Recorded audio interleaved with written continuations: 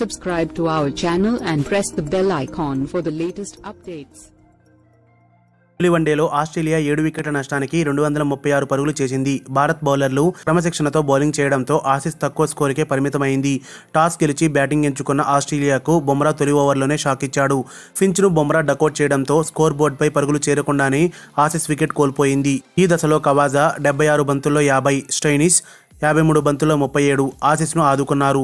వీరిద్దరూ రెండో వికెట్కు 87 పరుగులు జోడించారు. శతక భాగస్వామ్యం దిశగా సాగుతున్న ఈ జోడీని కేదార్ జాదవ్ విడదీశాడు. స్టైనిస్ను ఇచ్చిన క్యాచ్ను కోహ్లీ చక్కగా అందుకున్నాడు. కాసేపటికే కవాజాను కులదీప్ అవుట్ చేశాడు. హాఫ్ సెంచరీ పూర్తి చేసుకున్న కవాజా భారీ షాట్ ఆడగా విజయ్ శంకర్ అద్భుతమైన క్యాచ్ అందుకున్నాడు.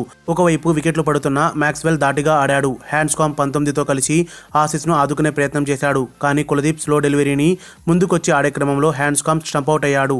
కొత్త కుర్రాడు టర్నర్ 23 బంతుల్లో 21, మ్యాక్స్వెల్ 51 బంతుల్లో 40 ఐదో వికెట్కు 36 పరుగులు జోడించారు. ఈ దశలో షమి వరుస ఓవర్లలో వీరిద్దరిని బౌల్ చేసి పెవిలియన్కు చేర్చాడు. దీంతో 39.5 ఓవర్లలో ఆసీస్ 6 వికెట్లు నష్టపోయి 173 రన్స్ చేసింది. చివర్లో కౌల్టర్నెల్ 28, కేరీ 7వ వికెట్కు 62 పరుగులు భాగస్వామ్యం నెలకొల్పారు. భారత్ బౌలర్లు క్రమశిక్షణతో బౌలింగ్ చేయడంతో చివరి 10 ఓవర్లలో ఆసీస్ 63 పరుగులే చేయగలిగింది. భారత్ బౌలర్లలో షమి, కులదీప్, బుమ్రాలకు తలో 2 వికెట్లు దక్కాయి.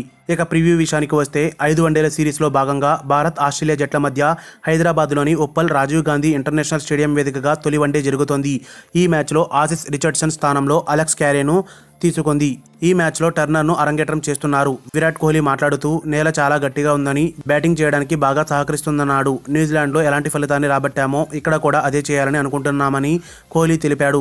జట్టు సమతూకంగా ఉందన్నారు. చాహల్కు విశ్రాంతినిచ్చామని చెప్పాడు. మణికొట్టు స్పిన్నర్ను రొటేట్ చేస్తున్నామని, టాప్ ఆర్డర్లో ఎలాంటి మార్పులు లేవని వెల్లడించారు. కాగా ఓపల్ స్టేడియంలో ఎక్కువసార్లు తొలుత బ్యాటింగ్ చేసిన జట్టే గెలిచింది. దీనికి తోడు ఇక్కడ ఆస్ట్రేలియాతో ఆడిన గత 2 వన్డేల్లో భారత్ ఓడింది. మరిన్ని అప్డేట్స్ కోసం మన ఛానల్ని సబ్స్క్రైబ్ చేయండి.